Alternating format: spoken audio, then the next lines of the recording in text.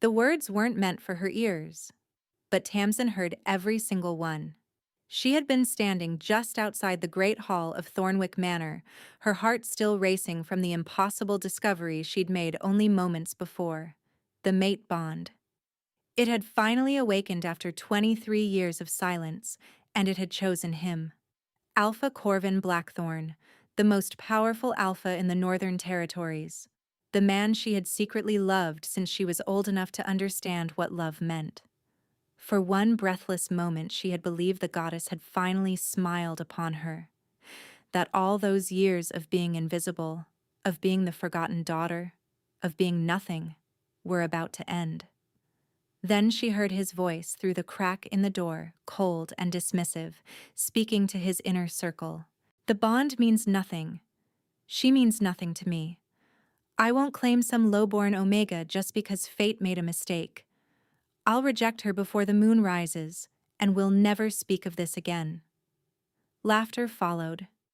The cruel, cutting sound of men who had never known what it meant to be powerless. Tamsin didn't cry. She didn't scream. She didn't beg. She simply turned and walked away. Into the night. Into the unknown. Into a future that no one, least of all Alpha Corvin, could have predicted. Because what he didn't know, what no one in Thornwick had ever bothered to discover, was that Tamsin wasn't just a forgotten Omega with no family and no standing. She was something far more, something ancient, something that would shake the very foundations of his pack and bring the mighty Alpha to his knees. He called her nothing. He would learn how wrong he was, and by the time he realized the truth, by the time he understood what he had so carelessly thrown away, it would nearly be too late to save either of them. The morning had started like any other. Tamsin woke before dawn in her small room at the edge of the pack house, the one farthest from the central heating, the one that had been hers since she was 7 years old, and her mother had died in the winter sickness that swept through Thornwick. No one had claimed her. No relatives had stepped forward. She had simply become part of the background, another mouth to feed, another pair of hands to work, another Omega to be ignored. She dressed quickly in the dim light, pulling on worn clothes that had been mended too many times to count. The fabric was thin at the elbows, and the color had faded from deep green to something closer to gray, but it was clean. She always made sure of that. Cleanliness was one of the few dignities she could control. The pack house was already stirring as she made her way to the kitchens. Thornwick was one of the largest packs in the Northern Territories, with nearly 300 wolves spread across a vast estate of forests and mountains. The manor itself was ancient, built of dark stone that seemed to absorb the light, with towers that pierced the perpetually gray sky. It was beautiful in a cold, imposing way. Much like its alpha. Tamsin pushed that thought aside as she had done 1,000 times before. Corvin Blackthorn was not for her. He was the alpha, born of a bloodline so pure it was said his ancestors had been blessed by the moon goddess herself. He was power and authority and devastating beauty, with hair as black as midnight and eyes the color of a winter storm. And she was no one. She had accepted that truth long ago, or so she told herself. The kitchens were warm and bustling with activity when she arrived. Tonight was the bonding moon, the sacred monthly gathering where unmated wolves prayed to the goddess for the blessing of finding their fated mate. Tamsin had attended every single one since she came of age, standing at the back of the great hall, hoping and praying and believing that someday the bond would awaken for her. 23 years old and still nothing. Most wolves found their mates by 20. Some whispered that she was cursed. Others simply forgot she existed at all. "You're late," snapped Odessa, the head cook, without looking up from the bread she was kneading. "The linens need pressing, and the silver needs polishing. The alpha wants everything perfect for tonight." "Yes, ma'am," Tamsin murmured, already moving toward the storage room. She worked through the morning without rest, her hands moving automatically through tasks she had performed countless times. Press the linens, polish the silver, arrange the flowers, set the tables. Invisible labor for an invisible girl. It was just past noon when it happened. Tamsin was carrying a stack of freshly pressed tablecloths through the east corridor, her mind wandering to the ceremony tonight, when she turned a corner and collided directly with a wall of muscle and heat. The tablecloths scattered, her body pitched forward, and then strong hands caught her, steadying her, pulling her upright with an ease that spoke of immense strength. She looked up. Alpha Corvin Blackthorn stared down at her. For a single, suspended moment, their eyes met. His were gray, pale, and piercing, framed by dark lashes and darker brows. This close, she could see the sharp cut of his jaw, the fullness of his lower lip, the faint scar that traced along his temple from some long-ago battle. He was beautiful. Terrifyingly, impossibly beautiful. And then something inside her chest cracked open. It started as warmth, blooming behind her ribs, spreading outward like sunlight breaking through clouds. Her wolf, dormant and quiet for so many years, suddenly surged to the surface with a force that nearly buckled her knees. Every nerve ending in her body came alive. Every sense sharpened to impossible clarity. She could smell him now. Pine and wood smoke and something darker, something primal. She could hear his heartbeat, strong and steady.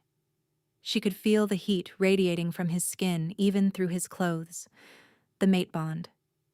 After 23 years of silence, it had finally awakened, and it had chosen him. Corvin's hands tightened on her arms, his nostrils flared. Something flickered in those storm-gray eyes. Recognition, perhaps. Or maybe shock. You, he breathed. Tamsin's heart soared. He felt it too. He had to feel it. The bond was unmistakable, undeniable, a thread of pure golden light connecting her soul to his. But before she could speak, before she could say anything at all, Corvin released her as if her skin had burned him. He stepped back, his expression shuddering into something cold and hard. Go, he said, his voice like ice. Get out of my sight. Then he turned and walked away. Tamsin stood frozen in the corridor, the tablecloth scattered at her feet, her heart still racing with the impossible truth. He had felt it. She knew he had. So why had he looked at her like that? Why had he pulled away? She gathered the linens with trembling hands and continued her work, but her mind was spinning. Tonight was the bonding moon. Perhaps he needed time. Perhaps the shock had overwhelmed him. Perhaps, when the ceremony began and the goddess's light filled the hall, he would come to her, and everything would change. She held on to that hope like a lifeline. By the time evening fell, Tamsin had convinced herself that it would be all right. She dressed in the only decent dress she owned, a simple gown of pale blue that her mother had made years ago, and made her way to the great hall with the others. The ceremony was beautiful, as always. Candles flickered. Incense burned. The Alpha stood at the front, magnificent in black formal wear, his presence commanding the attention of every wolf in the room. Tamsin waited at the back, her heart hammering. Any moment now, he would acknowledge her. Any moment, he would call her forward. Any moment. The ceremony ended. The Alpha turned and left through the private entrance without so much as a glance in her direction. Something cracked inside her chest. She couldn't stay here. She couldn't breathe. She needed air. Tamsin slipped out through a side door and found herself in the corridor that led to the Alpha's private study. She didn't mean to eavesdrop. She only meant to catch her breath, to gather herself, to find some explanation for his coldness. But then she heard voices through the study door, which stood slightly ajar. You should have seen the look on her face. That was Aldrich, the beta, his voice dripping with amusement. The little Omega actually thought you would claim her. Laughter from several others. And then Corvin's voice, flat and final. The bond means nothing. She means nothing to me. I won't claim some low-born Omega just because fate made a mistake. I'll reject her before the moon rises, and we'll never speak of this again." More laughter. Someone clapped the Alpha on the back. Tamsin's entire world collapsed. She stood in that corridor, invisible as always, listening to them mock her, listening to him dismiss her, listening to the sound of her own heart shattering into 1,000 pieces. She didn't cry. The tears wouldn't come. There was only a vast, cold emptiness spreading through her chest, numbing everything it touched. "She means nothing to me." The words echoed in her skull over and over, each repetition driving the blade deeper. Tamsin turned away from the door. She walked back through the manor, past the servants who didn't notice her, past the wolves who had never seen her at all. She climbed the stairs to her small, cold room and stood in the center of it, looking at the meager possessions of a meager life. Nothing. She was nothing. But she refused to stay here and be formally rejected like a stray dog being turned away from the table. She refused to give him that satisfaction, to let him stand before the pack and publicly sever the bond while everyone watched and laughed. She was nothing to him? Fine. Then she would become nothing at all. Tamsin packed a single bag with everything she owned. It didn't take long. She left her key on the bedside table, walked down the servants' stairs, and slipped out through the kitchen entrance. The night was cold. The moon hung full and heavy above the trees. She didn't look back. The forest swallowed her whole. Tamsin walked for hours through the darkness, guided by nothing but instinct and the desperate need to put as much distance between herself and Thornwick as possible. The bond in her chest pulsed with each step, a constant ache that reminded her of everything she was leaving behind. Not that she was leaving much. A cold room, a life of servitude, a pack that had never wanted her, and him. She stumbled over a root and caught herself against a tree, her breath coming in ragged gasps. The temperature had dropped as the night deepened, and her thin coat offered little protection against the mountain wind. Her fingers were already numb, her feet ached from the uneven terrain, but she kept walking. She had no destination in mind. She only knew that she couldn't stay in Thornwick, couldn't watch him take another mate, couldn't spend the rest of her life as a ghost in her own pack. Her mother used to tell her stories about wolves who left their packs and wandered alone. Rogues, they were called, outcasts who had chosen exile over subjugation. Most of them died within a year, from starvation, from exposure, from rival packs who killed trespassers on sight. Perhaps that would be her fate. At least, it would be her choice. The moon had shifted past its peak when Tamsin finally allowed herself to rest. She found a hollow beneath an ancient oak, the roots forming a natural shelter against the wind. She curled into the smallest shape she could manage, pressed her back against the rough bark, and closed her eyes. She didn't sleep. Every sound made her flinch, the rustle of leaves, the distant howl of wolves, the creak of branches overhead. But she was too exhausted to move, too numb to feel properly afraid. "She means nothing to me." The words wouldn't stop echoing.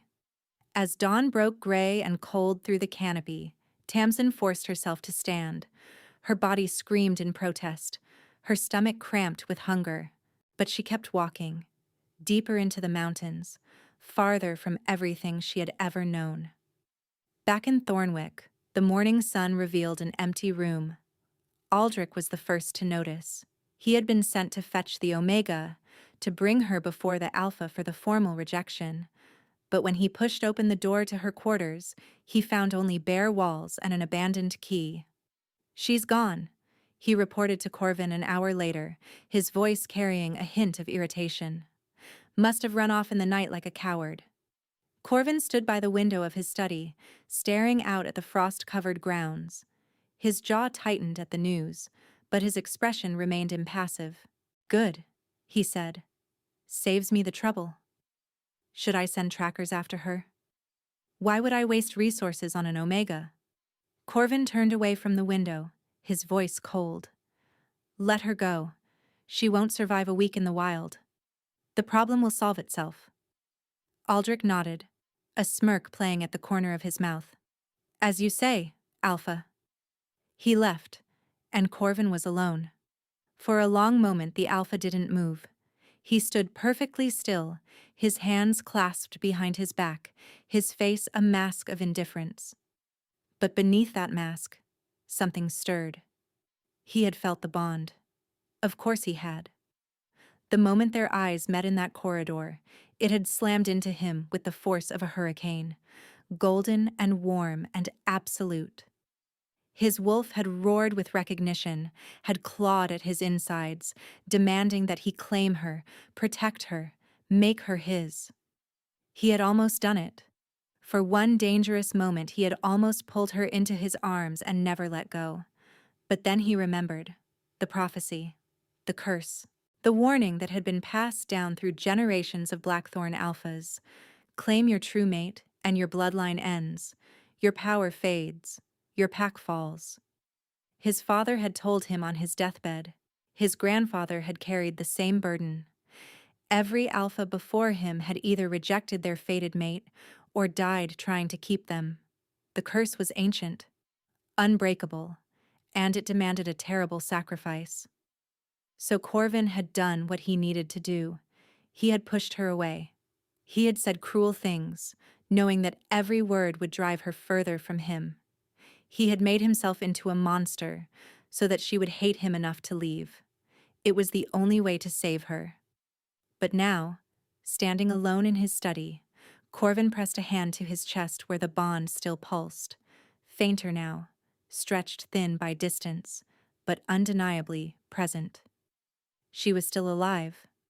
He could feel her somewhere to the north, moving deeper into the mountains, running from him. His wolf howled in anguish. It is better this way, Corvin told himself. She'll find another pack, another life. She'll be safe. But even as he spoke the words, a strange cold crept into his bones. It had been there for weeks now, a chill that no fire could warm, a fatigue that no sleep could cure. He had dismissed it as stress, as the weight of leadership. But this morning, it was worse. His fingers were numb. His reflection in the window looked pale, almost gray. A knock at the door interrupted his thoughts. Enter. The pack healer, an elderly woman named Vesna, stepped inside. Her face was lined with concern. Alpha, she said quietly. We need to talk. About your condition. Corvin's jaw tightened. There's nothing to discuss. The cold in your blood is spreading. I can smell it on you. Vesna took a step closer, her eyes sharp despite her age. This isn't normal fatigue, Alpha. This is something else. Something old. I said there's nothing to discuss. The bond, Vesna pressed, ignoring his dismissal. You felt it yesterday, didn't you? The true mate bond. Silence. I've served 4 generations of Blackthorn alphas, the healer continued softly. I know about the curse, and I know what happens when an alpha rejects his fated mate. She paused, her voice dropping to barely a whisper. You're dying, Corvin. The rejection is killing you from the inside out, and if you don't find her, if you don't complete the bond, you'll be dead before the winter solstice. Corvin turned slowly to face her. His expression was stone, his eyes were ice, but beneath his shirt, pressed against his chest, his heart beat with a cold that grew deeper by the hour. 3 days. 3 days of walking, of hiding, of slowly starving in the wilderness. Tamsin had lost track of direction sometime on the 2nd day. The mountains all looked the same, endless peaks of gray stone and dark pine, rivers that cut through valleys like silver scars. She drank from streams when she could find them and ate nothing at all. Her body was failing. She could feel it in the trembling of her limbs, the fog creeping into her thoughts, the way her wolf had grown silent and still inside her chest. The mate bond pulsed weakly, a constant reminder of what she had left behind. Not that it mattered now. She would die out here. She had accepted that. Perhaps it was better this way, a quiet end in the wilderness, unmarked and unmourned. At least she wouldn't have to watch him reject her publicly. At least she wouldn't have to see him take another mate.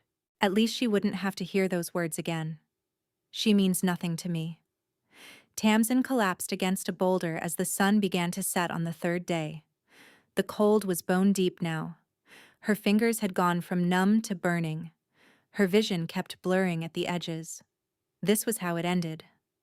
Not with fire and fury, but with a slow fade into nothing. How fitting. She closed her eyes and let the darkness take her. She woke to warmth. That was the first shock. Actual warmth, spreading through her frozen limbs like sunlight after a long winter. She was lying on something soft. Furs, maybe, or thick blankets. The air smelled of wood smoke and herbs and something sweet she couldn't identify. Tamsin opened her eyes. She was in a cabin. Small but well built, with exposed wooden beams and a fire crackling in a stone hearth. Through the window she could see mountains, different mountains than the ones she had been wandering. Gentler slopes, covered in silver birch instead of dark pine. She tried to sit up, and immediately regretted it. Pain lanced through her skull, and her vision swam. Easy. A hand pressed gently against her shoulder, easing her back down. You nearly died. Give your body time to remember how to live.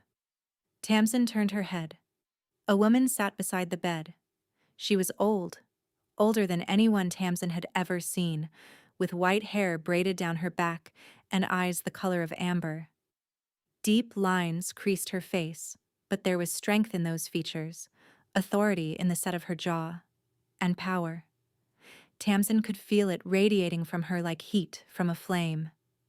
Who are you? Tamsin's voice came out as a rasp. My name is Veda. The woman's lips curved into a slight smile. And you, child, are very far from home. I don't have a home. No? Then what pack do you belong to? None. The word tasted bitter. Not anymore. Veda studied her for a long moment, those amber eyes seeing far more than Tamsin was comfortable with. Then she nodded slowly. We found you at the edge of our territory. Another hour and the cold would have taken you. She reached for a cup on the bedside table and pressed it into Tamsin's hands. Drink. It will help restore your strength. The liquid was warm and tasted of honey and something medicinal. Tamsin drank it slowly, feeling the heat spread through her chest. Where am I? She asked when the cup was empty. Ravencrest. Veda took the cup back and set it aside. We're a small pack, but we take care of our own, and those who wander to our borders with death in their eyes. Ravencrest. Tamsin had heard the name before, whispered in Thornwick like a dark legend. A pack of outcasts and exiles, ruled by a mysterious alpha who answered to no one. I should go, she said, attempting to rise again. I don't want to cause trouble. You'll stay. Veda's voice was gentle but firm. At least until you're strong enough to walk without collapsing. Our alpha has already granted you sanctuary. Your alpha? Tamsin's heart clenched with old fear. He knows I'm here? She. And yes, she knows everything that happens in Ravencrest. Veda's smile returned, warmer this time. You have nothing to fear here, child. This is a place for wolves who have been broken by other packs. We do not judge. We do not cast out. We heal. Tamsin wanted to believe her. Goddess, she wanted to believe that such a place could exist. But she had spent too many years learning that kindness always came with a price. Why would you help me? She whispered. I'm no one. I have nothing to offer. Veda's expression shifted. Something ancient moved behind those amber eyes, something knowing. No one. She tilted her head, studying Tamsin with renewed intensity. Is that what they told you? Is that what you believe? It's the truth. Child. Veda leaned closer, her voice dropping low. I am the oldest wolf in these mountains. I have seen things that would turn your blood to ice, and I am telling you now, there is something inside you that your former pack never bothered to see. Something powerful. Something old. Tamsin shook her head. You're wrong. I'm just an Omega. I don't have any power. I'm not— Your eyes, Veda interrupted softly. Tamsin froze. When we found you, when you were more dead than alive, your eyes opened for just a moment. The old wolf's voice was barely a whisper now. They were gold, child. Pure molten gold. The eyes of a first wolf. The words hung in the air between them. First wolf. The ancient bloodline that had existed before packs, before hierarchies, before the division between Alpha and Omega. Wolves of pure power, blessed directly by the moon goddess herself. They were legends, myths, stories told to pups around dying fires. They weren't real. That's impossible, Tamsin breathed. I'm an orphan. My mother was nobody. She was— Your mother, Veda said quietly, was one of us. A daughter of Ravencrest who left many years ago to follow her fated mate into another territory. She paused. Her name was Sarah, and she was the last of the first wolf bloodline before she disappeared. The room seemed to spin. No, Tamsin whispered. No, that can't be right. She never said anything. She never told me. She was protecting you. The first wolf bloodline is hunted, child. There are those who would kill to possess such power, and those who would kill simply to destroy it. Veda's hand came to rest over Tamsin's. Your mother hid you in plain sight, made you believe you were ordinary, made everyone believe it. Tears burned behind Tamsin's eyes. All those years of being invisible, all those years of being nothing. And it had been a disguise. A cage built to keep her safe, a cage that had nearly killed her anyway. The power is waking now, Veda continued. The mate bond activated it. Whatever happened with your fated mate, it broke something open inside you. The first wolf is rising to the surface. Tamsin thought of Corvin, of his cold eyes and cruel words, of the bond that still pulsed in her chest, fainter now, but undeniably present. He rejected me, she said hollowly. The Alpha of Thornwick, he said I meant nothing to him. Veda's eyes hardened. Then he is a fool. He's going to formally reject the bond. That's why I ran. I couldn't stay and let him— Listen to me. Veda's grip on her hand tightened. The bond is not broken yet. A rejection must be spoken face to face, witnessed by the goddess. Until that happens, the bond remains. And as long as it remains, you are connected to him. Tamsin's stomach turned. I don't want to be connected to him. Perhaps not. But you may not have a choice. Veda released her hand and stood slowly. Rest now. In the morning, I will take you to our Alpha. She will want to meet the daughter of Sarah. She moved toward the door, then paused. One more thing, she said without turning. You asked why we would help you. Why we would take in a stranger with nothing to offer. Tamsin waited. It is because I knew your mother, child. She was my daughter. Veda looked back over her shoulder, and for the first time, Tamsin saw the grief that lived behind those ancient eyes. Which makes you my granddaughter, and the only family I have left. The door closed softly behind her. Tamsin stared at the ceiling, her mind reeling.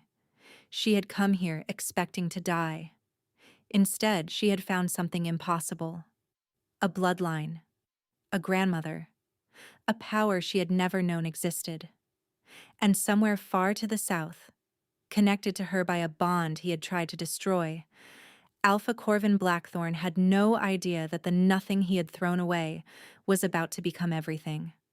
2 months had passed since Tamsin walked into the wilderness to die.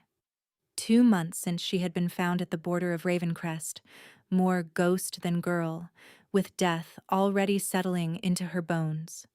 2 months since everything changed.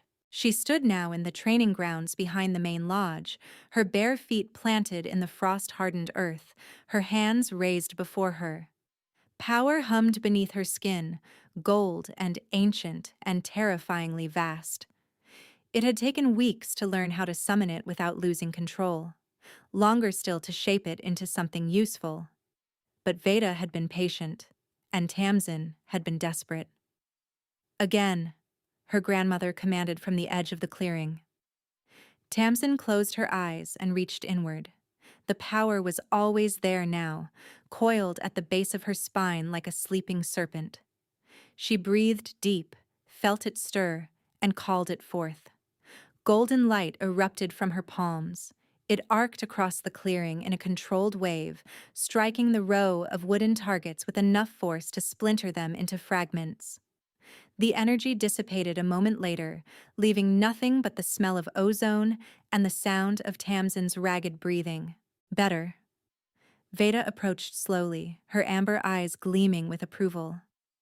Your control improves every day. It's not enough. Tamsin lowered her hands, frustration bleeding into her voice. I can destroy things, but I can't heal. I know. Veda stopped beside her, placing a weathered hand on her shoulder. The first wolf bloodline carries both gifts, destruction and restoration. But the healing requires something you have not yet found. What? Peace. Veda's voice softened. The destruction comes from your pain, child, your anger. Those are powerful fuels, but they burn only in one direction. To heal, you must first heal yourself. Tamsin looked away. She knew what Veda meant. The bond. Even after 2 months, it still pulsed in her chest, weaker now, stretched thin by distance, but present. A constant reminder of everything she had lost, everything she had never truly had. She had tried to ignore it, to bury it beneath training and exhaustion and the new life she was building here. But at night, in the quiet darkness of her cabin, she still felt him, still dreamed of storm-gray eyes and cold words that had shattered her world. She means nothing to me. The bond will kill you eventually, if left unresolved. Veda said quietly, reading her thoughts with unsettling accuracy. A true mate bond is not meant to be stretched like this. It demands completion or severance. Anything else is slow poison. Then let it poison me. Tamsin's voice hardened. I won't go back to him. I won't give him the satisfaction of rejecting me to my face. Veda studied her for a long moment, then sighed. Come. Alpha Rhea wishes to speak with you. They walked together through the village, a collection of sturdy cabins nestled in a valley between silver-capped peaks. Ravencrest was smaller than Thornwick, perhaps 80 wolves in total, but there was a warmth here that Tamsin had never experienced before. People nodded to her as she passed. Children waved. No one looked through her as if she didn't exist. It still felt strange, being seen. The Alpha's lodge stood at the center of the village, larger than the others but built with the same practical simplicity. Tamsin had met Rhea only twice before, brief encounters that had left her in awe of the woman who ruled this place. Alpha Rhea was not what she had expected. Where Corvin radiated cold power and dominance, Rhea projected something different. A quiet strength, a steadiness that felt like bedrock. She was tall and lean, with silver-streaked dark hair and eyes the color of mountain streams. There was no cruelty in her gaze, only wisdom and a warrior's edge. Tamsin. Rhea rose from behind her desk as they entered, gesturing to the chairs before the fire. Please, sit. We have much to discuss. Tamsin sat, her spine straight, her hands folded in her lap. Old habits die hard. I'll be direct, Rhea continued, settling into the chair across from her. Word has reached me from the Southern Territories. Alpha Corvin of Thornwick has issued a formal request for alliance negotiations with Ravencrest. Tamsin's blood turned to ice. He wants to meet, Rhea continued, watching her carefully. Here, on our territory. His message claims it concerns a growing threat. Rogue attacks along the mountain passes that border both our lands. He proposes a joint defense. And you believe him? Tamsin forced the words past the tightness in her throat. I believe the rogue attacks are real. Our scouts have confirmed unusual activity in the eastern mountains. Something is driving wolves from their territories, pushing them toward ours. Rhea paused. Whether Corvin's motives are purely strategic, I cannot say. Veda spoke from her position by the door. He's dying. Both women turned to look at her. The curse of the Blackthorn line, Veda continued quietly. I suspected it when I heard he had found his true mate and rejected her. The curse demands that each alpha claim his fated mate or perish. By pushing Tamsin away, he sealed his own death. Tamsin's heart clenched despite herself. He's dying? The cold in his blood grows worse each day. By winter's end, it will consume him entirely. Veda's amber eyes met hers. Unless the bond is completed. Then let him die. The words came out harsh, bitter. Tamsin barely recognized her own voice. He made his choice. Perhaps, Rhea said carefully. But his death would leave Thornwick vulnerable. A pack without an alpha falls into chaos, and chaos in the south would eventually reach us here. You want me to save him? Tamsin's hands curled into fists. After everything he did. I want you to consider what you truly desire. Rhea leaned forward, her stream-colored eyes intense. You have power now, Tamsin. Power he never knew you possessed. Power that could reshape the balance between our packs entirely. She paused. The question is, what will you do with it? Tamsin stared into the fire, watching the flames dance and twist. 2 months ago, she had been nothing. A shadow. A ghost that everyone looked through. Now she was something else entirely. A first wolf. A weapon. A force that even alphas would have to reckon with. And somewhere to the south, the man who had broken her heart was slowly freezing to death. When does he arrive? She asked finally. Rhea smiled, a small, knowing curve of her lips. 3 days. He came with the dawn. Tamsin watched from the window of her cabin as the Thornwick delegation crested the ridge above the valley. 12 wolves in total, riding in formation through the snow. And at their head, unmistakable even at this distance, rode Alpha Corvin Blackthorn. Her heart hammered against her ribs. She had prepared for this. 2 months of training, of building walls around her wounded heart, of becoming someone new. She had told herself she was ready. She wasn't. Because even now, even after everything, the bond in her chest surged at his presence. It recognized him, reached for him, sang with a desperate longing that made her want to scream. She clenched her jaw and forced the feeling down. He was nothing to her now, just as she had been nothing to him. Corvin felt her the moment he entered the valley. The bond, that thread of gold that had been slowly dimming for 2 months, suddenly blazed to life in his chest. His wolf surged forward, howling with recognition, with need, with a desperate joy that he ruthlessly suppressed. She was here. She was alive. She was close. His hands tightened on the reins, knuckles white beneath his gloves. The cold in his blood pulsed harder, as if in response to her proximity. Ice had spread past his chest now, creeping down his arms, numbing his fingers even through the leather. Vesna had given him 6 weeks, maybe less. He had told himself he came for the alliance, for the strategic necessity of protecting his borders. He had lied. The Ravencrest Alpha met them at the entrance to the village, a striking woman with silver-streaked hair and eyes that missed nothing. Corvin dismounted and approached her with the careful respect one showed a fellow Alpha on their own territory. Alpha Rhea. He inclined his head. Thank you for agreeing to this meeting. Alpha Corvin. Her voice was cool but civil. Ravencrest welcomes you and your wolves, though I suspect you've come for more than rogue patrols. Corvin's jaw tightened. I don't know what you mean. No? Ria's lips curved into something that wasn't quite a smile. Then you won't be interested to know that the Omega you rejected 2 months ago is now a full member of my pack, and that she's developed rather impressive abilities since arriving. The world stopped. She's...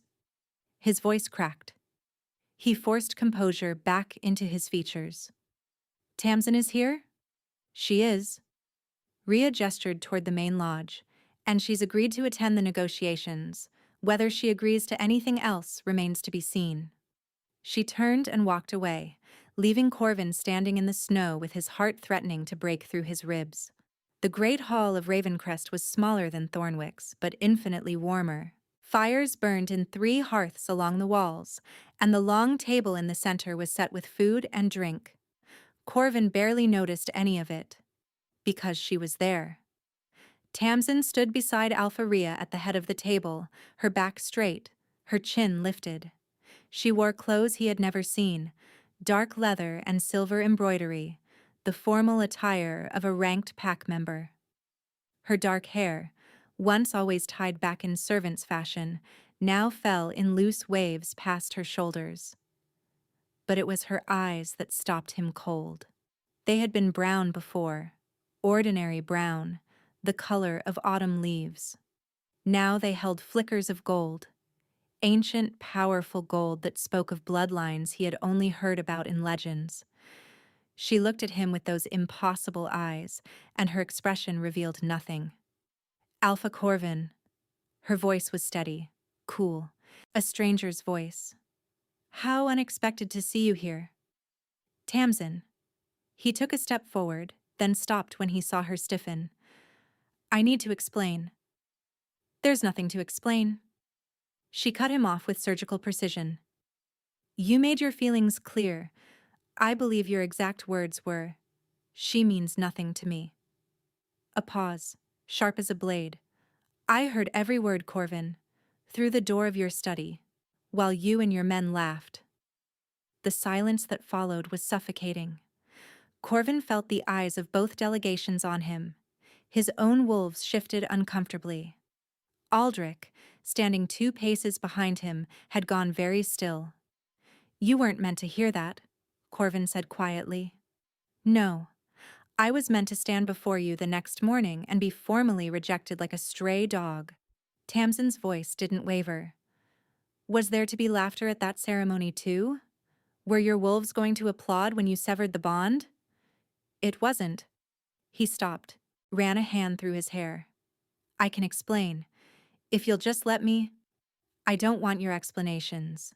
Tamsin stepped forward, and the gold in her eyes flared brighter.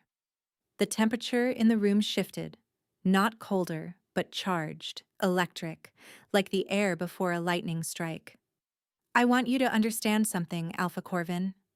She stopped 3 feet from him, close enough that he could see the pulse hammering at her throat, close enough that her scent wrapped around him, wildflowers and rain and something new, something powerful that made his wolf whine with confusion. I am not nothing, she said softly. I was never nothing. I was simply invisible to people too blind to see. Her chin lifted higher. But I see myself now, and I will never let anyone make me feel worthless again, especially not you. She turned and walked back to her place beside Ria. The female alpha looked at Corvin with something like satisfaction. Well then, Ria said. Shall we discuss the rogue situation? Corvin stood frozen, unable to move, unable to speak. Because in that moment, watching Tamsin take her place among wolves who valued her, watching the gold flicker in her eyes like captured starlight, he understood with devastating clarity exactly what he had lost. And he had no idea how to get it back. The negotiations dragged on for 3 days. 3 days of sitting across the table from him.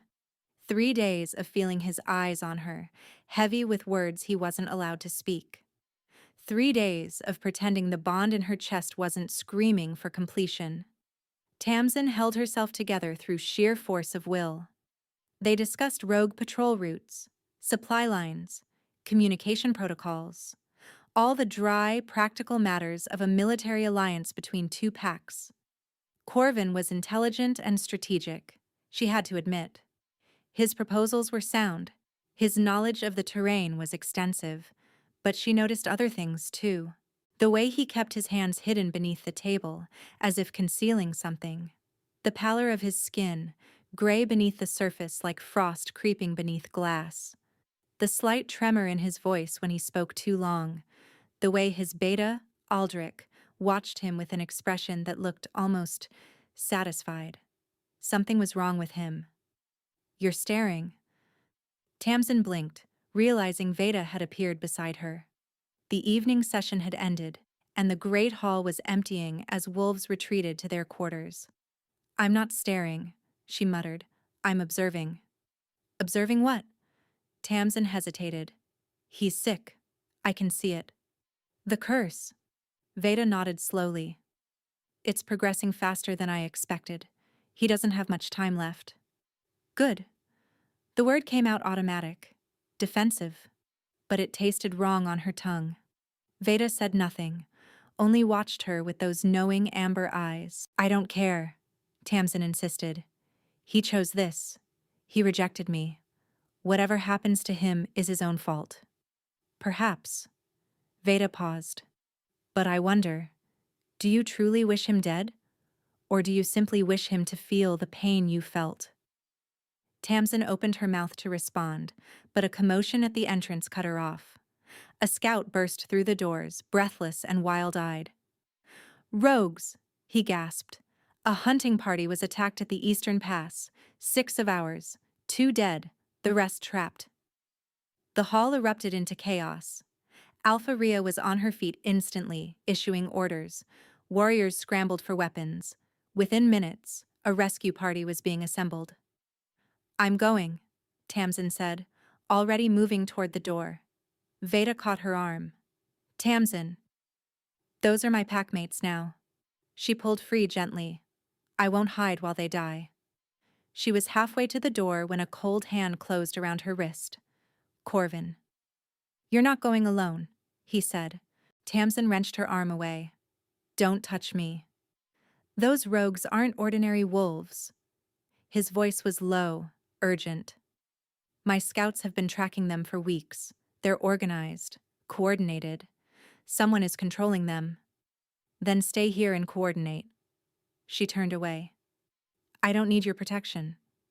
"This isn't about protection." He stepped in front of her, blocking her path. "I've seen what they do to prisoners. I've seen the bodies they leave behind. You don't know what you're walking into." "And you do?" "Yes." Something dark moved behind his eyes. "Because I've been hunting them since before you left Thornwick. Since before—" He stopped, his jaw clenching. "Since before what?" Silence. "Corvin." Rhea's voice cut through the tension. "If you have information about these rogues, now is the time to share it." He turned to face the Ravencrest Alpha, his expression grim. "They're not random attacks," he said. "They're recruitment. Someone is building an army in the mountains. Wolves are being taken, turned, made into something else." "Turned into what?" Rhea demanded. "I don't know yet. But the attack started 6 months ago, shortly after—" He stopped again, his gaze flickering to Tamsin. "Shortly after what?" Tamsin pressed. Corvin's hands curled into fists at his sides.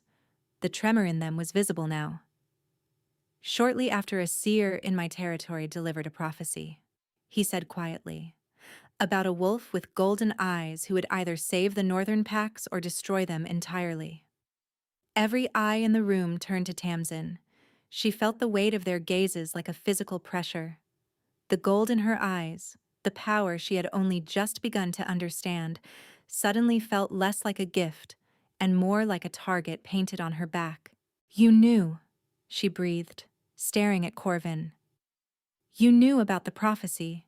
You knew what I might become." "Yes." "Is that why you rejected me?" Her voice cracked despite herself. "Because you were afraid of what I would be?" "No." He took a step toward her, and for the first time, she saw something break behind his cold mask. Pain, raw and devastating. I rejected you because I was trying to protect you. The prophecy said that whoever claimed the golden-eyed wolf would draw the attention of ancient enemies. I thought, his voice caught. I thought if I pushed you away, if I made you hate me enough to leave, they wouldn't find you. You would be safe. The words hung in the air between them. Tamsin's heart was pounding so hard she could barely think. You were protecting me? She whispered. Badly, stupidly, in the worst way possible. He laughed, and the sound was hollow. I told you that you meant nothing because I thought it would save your life. I didn't realize that it would nearly end it.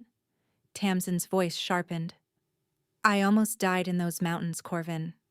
I was ready to let the cold take me because I believed every word you said. He flinched as if she had struck him. I know. His voice was barely audible. And I will spend whatever time I have left trying to earn your forgiveness. But right now, people are dying. Your packmates are trapped. And the wolves, hunting them. He met her eyes, and she saw the truth there, terrible and certain. They're hunting them because of you, Tamsin.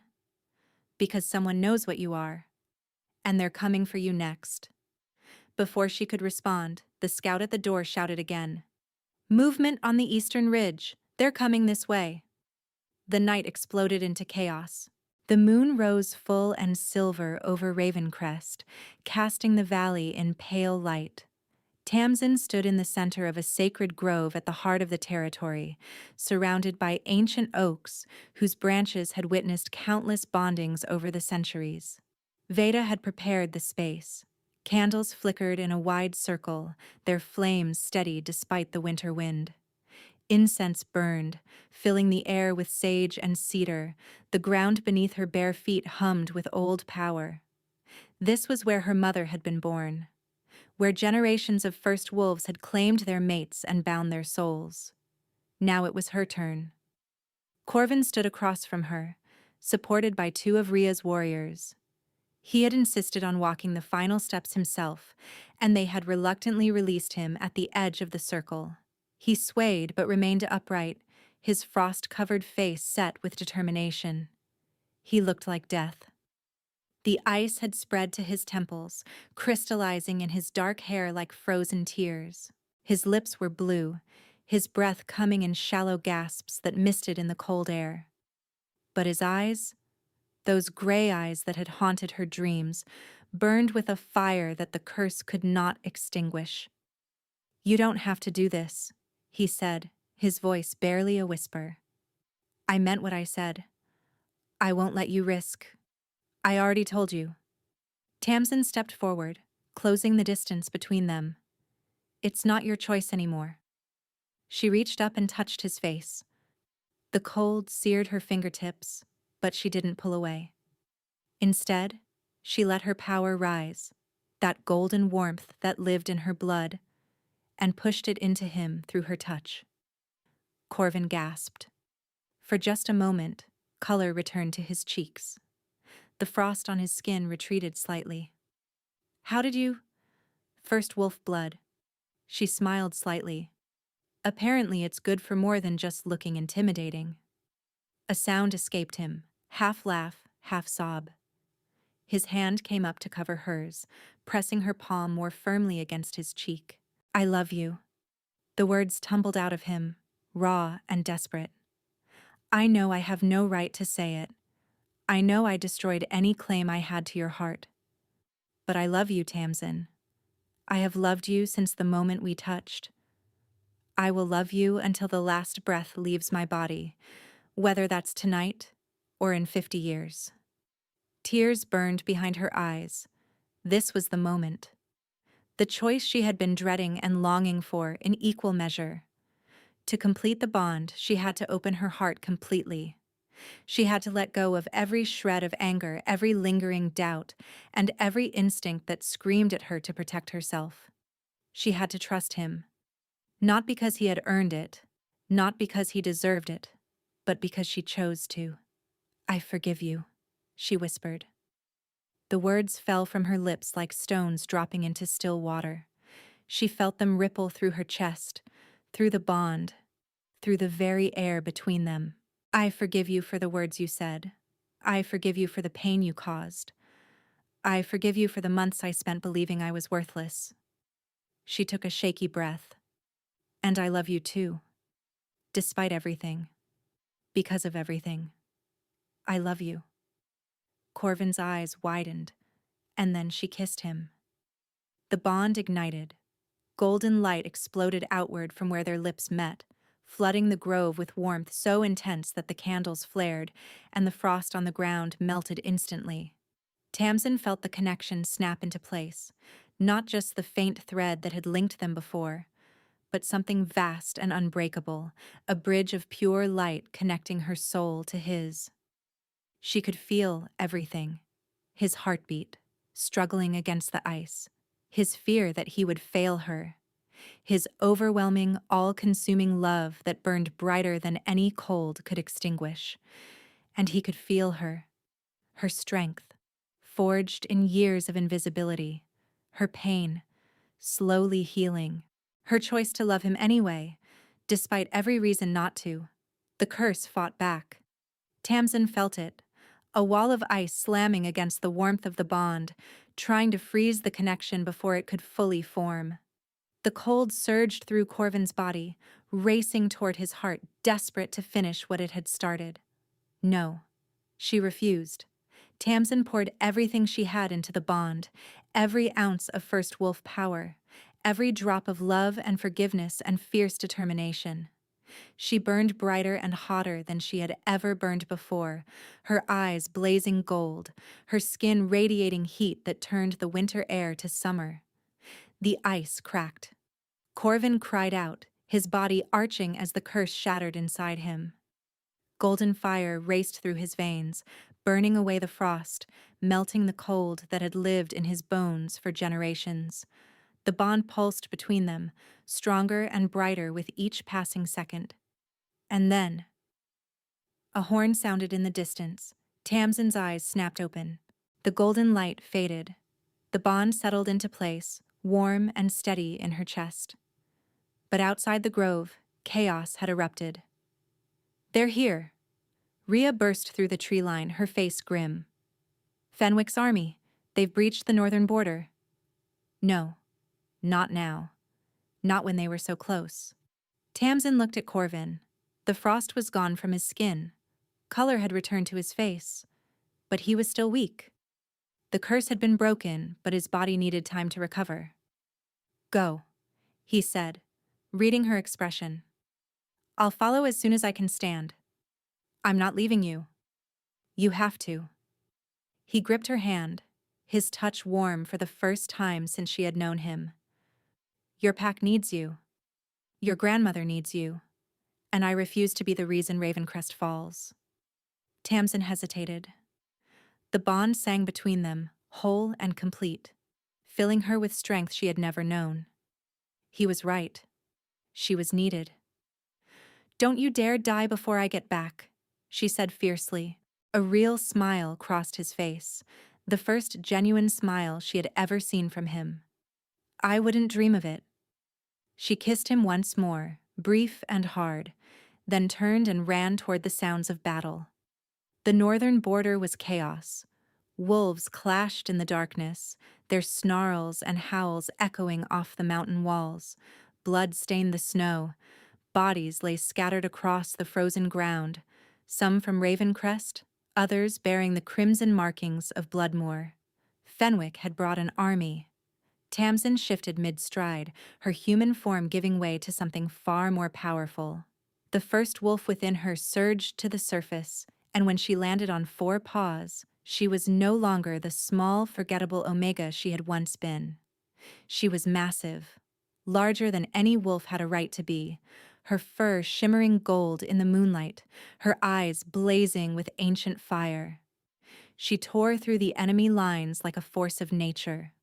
Wolves scattered before her. Those foolish enough to stand their ground fell beneath her claws and teeth. She moved with a speed and power that shouldn't have been possible, the first wolf blood singing in her veins, demanding blood and victory. She found Rhea fighting at the center of the battle, surrounded by enemies. The Alpha of Ravencrest was wounded, a deep gash across her shoulder, but she refused to fall. She stood over the body of a fallen packmate, snarling defiance at the wolves circling her. Tamsin crashed into them like a golden meteor. When the last enemy fell, Rhea looked at her with something like awe. "The bond," she panted. "It worked?" Tamsin shifted back to human form, her naked body steaming in the cold air. One of Rhea's warriors quickly threw a cloak over her shoulders. "It worked. But Corvin is still recovering. We need to hold them until he's strong enough to fight." "We're trying." Rhea grimaced, pressing a hand to her wound. "But Fenwick hasn't committed his full force yet. He's waiting." "For what?"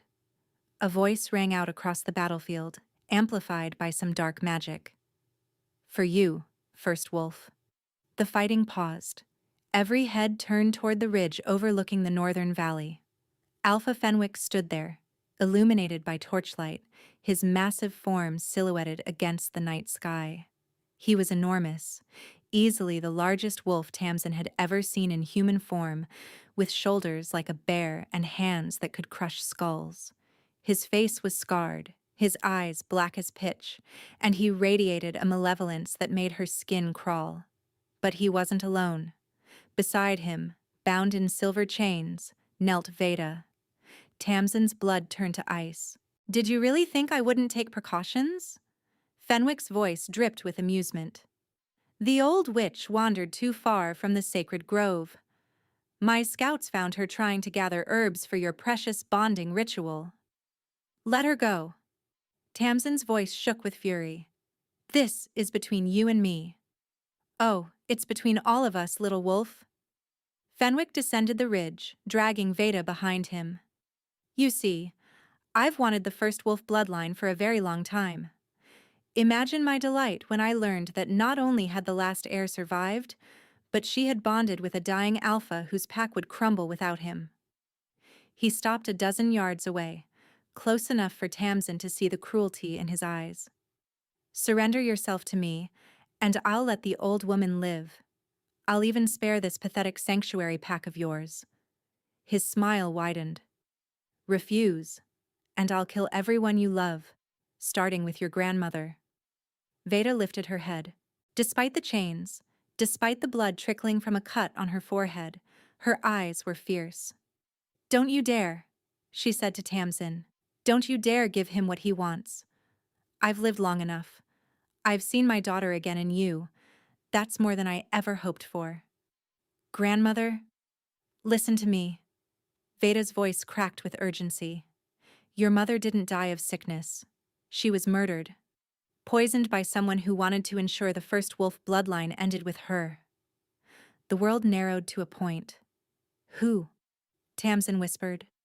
Veda's eyes shifted. Not to Fenwick, but to a figure emerging from the shadows behind him. Aldrich. The Beta of Thornwick walked forward with a smile that made Tamsin's stomach turn. He had escaped somehow. He was here, with Fenwick, exactly where he had always intended to be. "Your mother was getting too close to the truth," Aldrich said casually.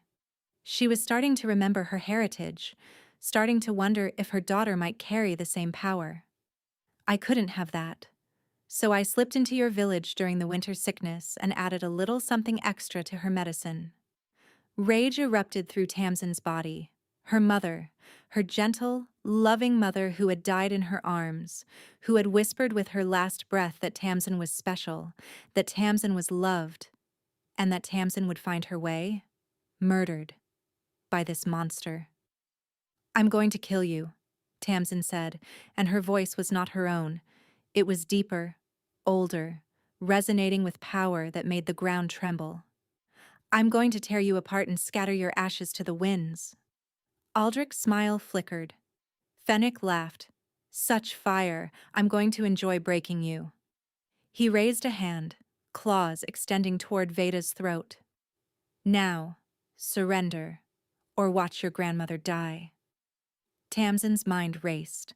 She couldn't let Veda die, but she couldn't surrender either. If Fenwick gained control of her bloodline, he would become unstoppable. There had to be another way. And then she felt it. The bond. Pulsing warm and strong in her chest. Corvin was coming. She just needed to buy time. Fine, she said, raising her hands in surrender. You win. I'll come with you. Tamsin, no! Veda cried. Fenwick's eyes gleamed with triumph. A wise decision. Tamsin walked forward slowly, her head bowed, the picture of defeat. But inside, the first wolf was gathering its strength. And behind her, somewhere in the darkness, she felt her mate drawing closer with every second. Fenwick's claws were inches from her throat when Tamsin struck. She had been counting her steps, measuring the distance, waiting for exactly the right moment. When Fenwick reached for her, confident in his victory, she dropped to her knees and let the first wolf explode outward. Golden fire erupted from her body in a blazing sphere that sent Fenwick flying backward. His wolves scattered, howling in pain as the flames licked at their fur. The silver chains binding Veda shattered like glass, the metal melting instantly against the heat of ancient power. "Get her out of here!" Tamsin roared at Rhea's warriors. They moved instantly, pulling Veda away from the chaos while Tamsin turned to face Fenwick. The massive alpha had recovered faster than she expected. He rose from the scorched earth with murder in his eyes, his body beginning to shift into something monstrous. Not quite wolf, not quite human, but something in between. Dark magic pulsed around him, the same corruption that had allowed him to amplify his voice earlier. "You think your little fire tricks can stop me?" He laughed, the sound distorted by his transformation. "I've been preparing for this moment for 20 years. I've consumed the power of a dozen witches. I am beyond anything you can imagine." He lunged. Tamsin met him head-on. They clashed with a force that cracked the frozen ground beneath them. His claws raked across her shoulder, drawing blood. Her flames scorched his flesh, leaving blackened wounds that healed almost instantly. They were evenly matched, her ancient bloodline against his stolen magic. But she was tiring. The bond completion had drained her.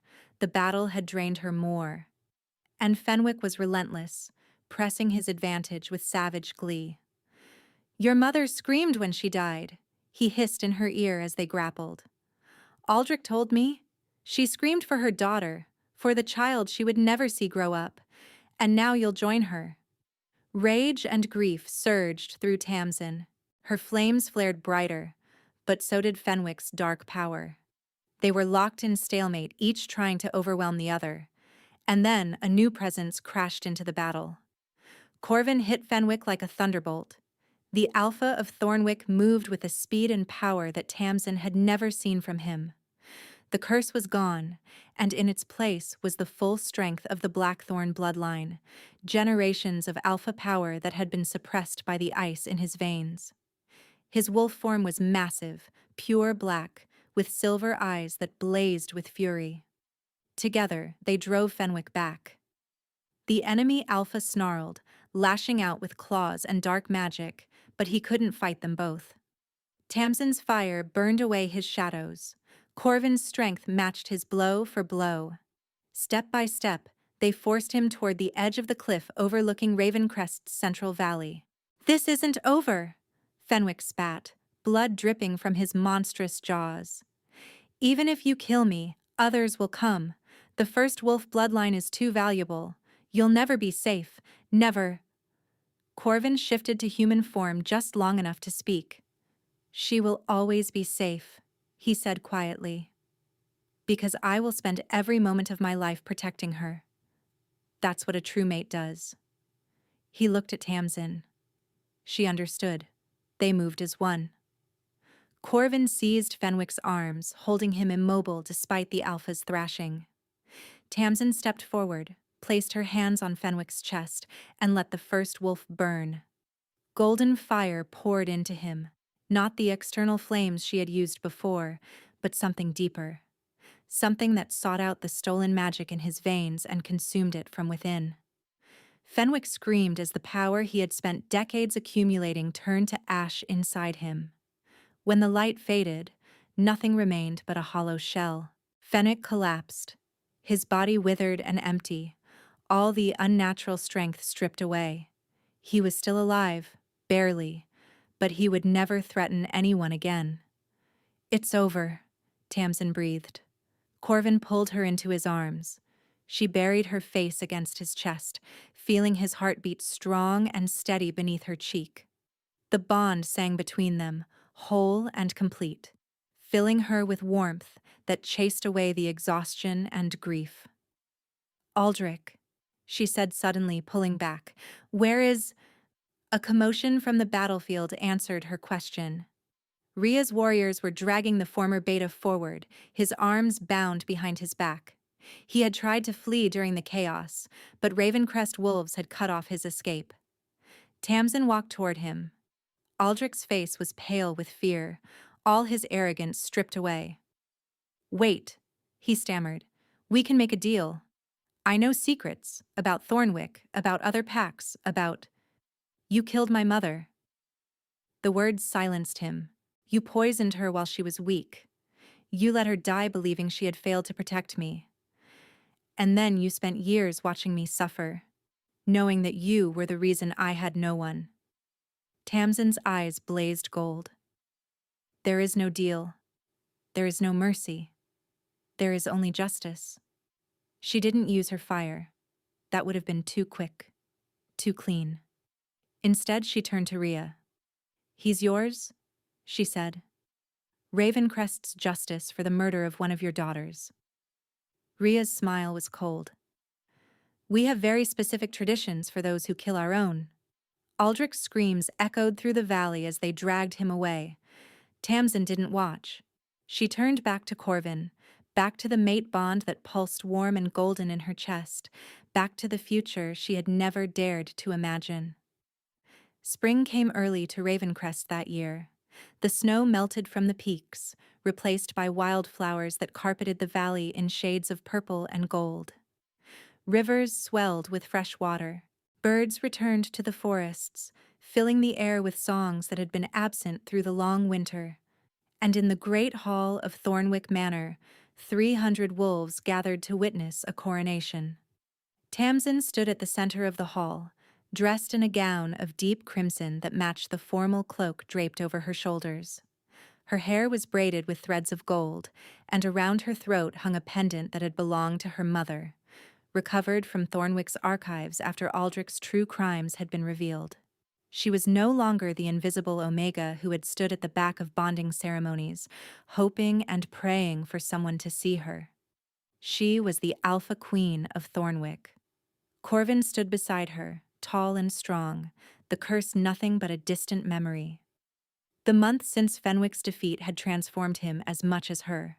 The cold, distant Alpha was gone, replaced by a man who smiled freely, who laughed often, and who looked at her with such obvious adoration that it made the court gossip endlessly.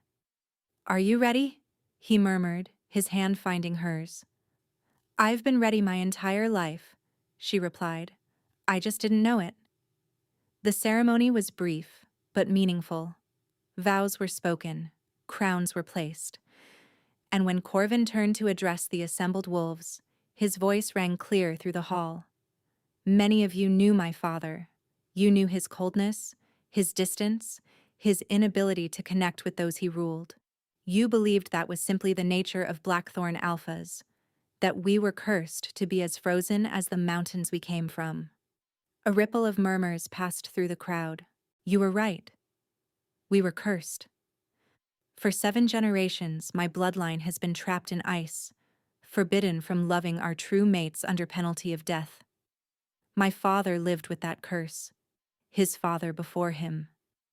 And I believed I was destined for the same fate." He looked at Tamsin, his gray eyes soft with emotion. "But this woman, this incredible, stubborn, powerful woman, refused to let me die. She broke a curse that had endured for centuries.